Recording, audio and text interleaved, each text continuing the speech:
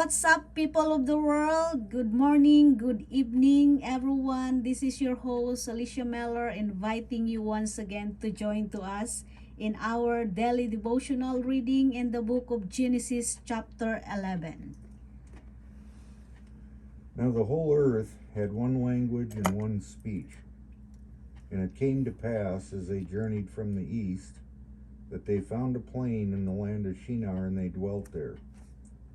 Then they said to one another, Come, let us make bricks and bake them thoroughly.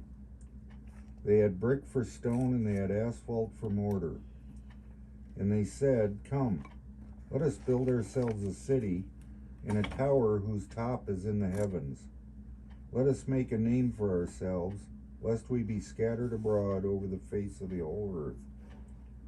But the Lord came down to see the city and the tower which the sons of men had built. And the Lord said, Indeed, the people are one, and they all have one language, and this is what they begin to do. Now nothing that they propose to do will be withheld from them. Come, let us go down there, confuse their language, that they may not understand one another's speech. So the Lord scattered them abroad from there over the face of all the earth, and they ceased building the city. Therefore its name is called Babel, because there the Lord confused the language of all the earth. And from there the Lord scattered them abroad over the face of all the earth. This is the genealogy of Shem. Shem was 100 years old and begot Arphaxad 2 years after the flood. After he begat Arphaxad, Shem lived 500 years and begot sons and daughters. Arphaxad lived 35 years and begot Salah. After he begot Salah, Arphaxad lived 403 years and begot sons and daughters. Salah lived 30 years and begot Eber. After he begot Eber, Salah lived 403 years and begot sons and daughters. Eber lived 34 years and begot Peleg.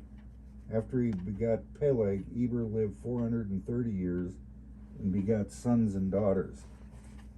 Peleg lived 30 years and begot Reu. After he begot Reu, Peleg lived 209 years and begot sons and daughters. Reu lived 32 years and begot Serug. After he begot Serug, Reu lived 207 years and begot sons and daughters. Serug lived 30 years and begot Nahor. After he begot Nahor, Serug lived 200 years and begot sons and daughters. Nahor lived 29 years and begot Terah. After he begot Terah, Nahor lived 119 years and begot sons and daughters. Now Terah lived 70 years and begot Abram, Nahor, and Haran. This is the genealogy of Terah. Terah begot Abram, Nahor, and Haran. Haran begot Lot. And Haran died before his father Terah in his native land in Ur of the Chaldeans. Then Abram and Nahor took wives. The name of Abram's wife was Sarai, and the name of Nahor's wife, Milcah, the daughter of Haran, the father of Milcah and the father of Iscah. But Sarai was barren, she had no child. And Terah took his son Abram and his grandson Lot, the son of Haran, and his daughter-in-law Sarai, his son Abram's wife, and they went out with them from Ur of the Chaldeans to go to the land of Canaan. And there they came to Haran and dwelt there. So the days of Terah were 205 years, and Terah died in Haran. Genesis 12.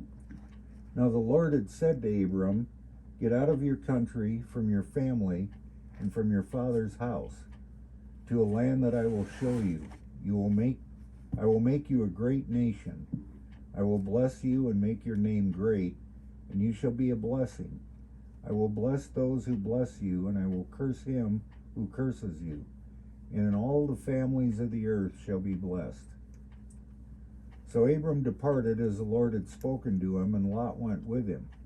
And Abram was 75 years old when he departed from Haran. Then Abram took Sarai his wife, and Lot his brother's son, and all their possessions that they had gathered, and the people whom they had acquired in Haran, and they departed to go to the land of Canaan. So they came to the land of Canaan. Abram passed through the land to the place of Shechem, as far as the terebinth tree of Moreh, and the Canaanites were then in the land. Then the Lord appeared to Abram and said, "To your descendants I will give this land." And there he built an altar to the Lord who had appeared to him.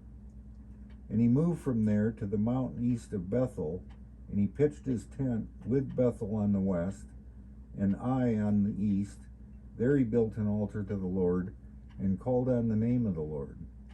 So Abram journeyed, going on still toward the south. Now there was a famine in the land, and Abram went down to Egypt to dwell there, for the famine was severe in the land. And it came to pass, when he was close to entering Egypt, that he said to Sarai his wife, "Indeed I know that you are a woman of beautiful countenance. Therefore it will happen, when the Egyptians see you, that they will say, 'This is his wife,' and they will kill me, but they will let you live. Please say you are my sister, that it may be well with me for your sake, and that I may live because of you." So it was, when Abram came into Egypt, that the Egyptians saw the woman, that she was very beautiful. The princes of Pharaoh also saw her, and commended her to Pharaoh, and the woman was taken to Pharaoh's house.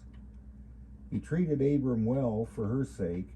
He had sheep, oxen, male donkeys, male and female servants, female donkeys, and camels.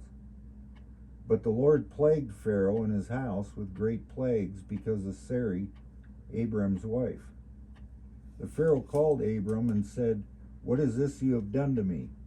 Why did you not tell me that she was your wife? Why did you say, 'She is my sister'? I might have taken her as my wife. Now therefore, here is your wife. Take her and go your way." So Pharaoh commanded his men concerning him, and they sent him away with his wife and all that he had. Chapter 13.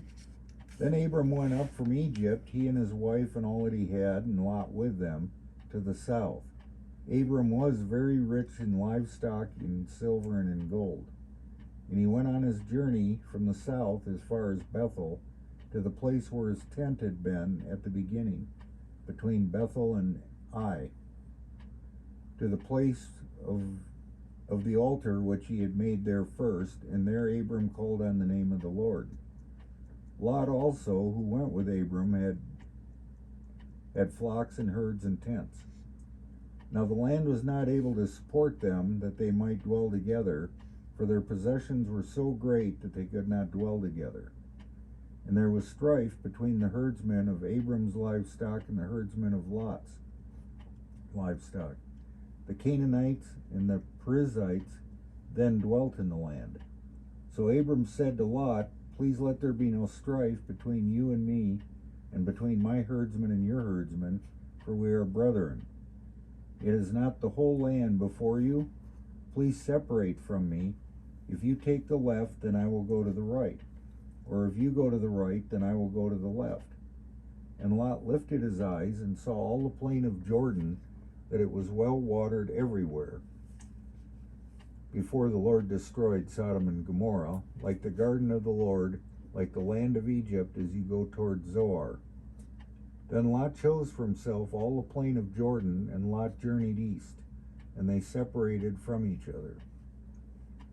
Abram dwelt in the land of Canaan, and Lot dwelt in the cities of the plain, and pitched his tent even as far as Sodom.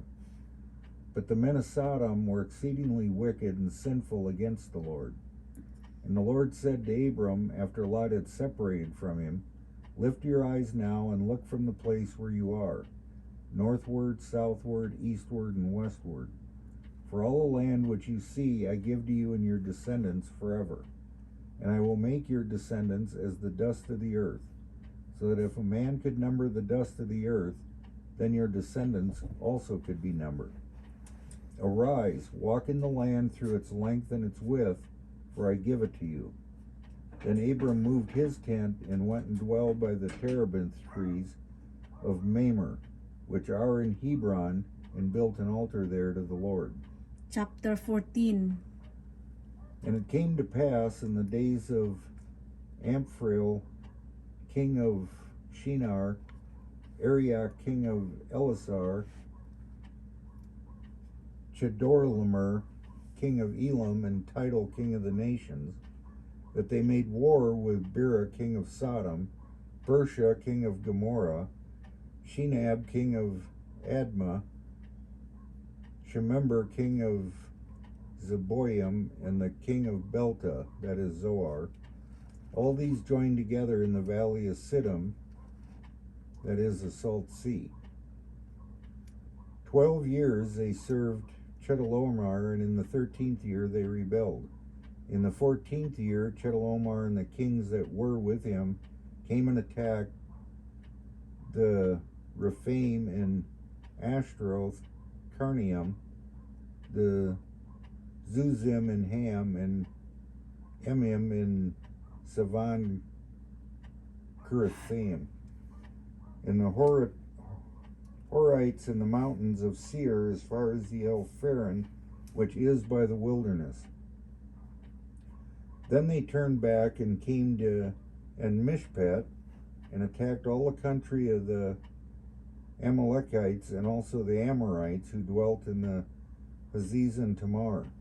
And the king of Sodom, the king of Gomorrah, the king of Adam, the king of Zeboim, and the king of Bela went out and joined together in battle in the valley of Siddim against Chedorlaomer, king of Elam, Tidal, king of nations, Amraphel, king of Shinar, and Arioch, king of Elasar, 4 kings against 5. Now the valley of Siddim was full of asphalt pits, and the king of Sodom and Gomorrah fled. Some fell there, and the remainder fled to the mountains. Then they took all the goods of Sodom and Gomorrah and all their provisions, and went their way. They also took Lot, Abram's brother's son, who dwelt in Sodom, and his goods, and departed. Then one who had escaped came and told Abram the Hebrew, for he dwelt by the terebinth trees in Mamre the Amorite, brother of Eshcol and brother of Aner, and they were allies with Abram. Now when Abram heard that his brother was taken captive, he armed his 318 trained servants who were born in his own house, and went in pursuit as far as Dan. He divided his forces against them by night, and he and his servants attacked them and pursued them as far as Hobah, which is north of Damascus. So he brought back all the goods, and also brought back his brother Lot and his goods, as well as the women and the people. And the king of Sodom went out to meet him at the valley of Shavah after his return from the defeat of Chedorlaomer with the kings who were with him. Then Melchizedek, king of Salem, brought out bread and wine. He was the priest of the God Most High. And he blessed him and said, Blessed be Abram of God Most High, possessor of heaven and earth, and blessed be God Most High, who has delivered your enemies into your hands. He gave them a tithe of all. Now the king of Sodom said to Abram, Give me the persons and take the goods for yourself. But Abram said to the king of Sodom, I have raised my hand to the Lord, God Most High, the possessor of heaven and earth, that I will take nothing from a thread to a sandal strap, and that I will not take anything that is yours, lest you should say, I have made Abram rich, except only that the young men have eaten in the portion of the men who went with me, Anar, Eshcol, and Mamre, let them take their portion. Okay, we'll end up in this chapter, and we will continue tomorrow. And this is the story of Abraham and Lot. Okay, people of the world, God wants us to become a good like Him. Remember John 3:16, for God so loved the world that He gave His only begotten Son, that whosoever believes in him should not perish but have everlasting life. Have a blessed day to all of you people of the world.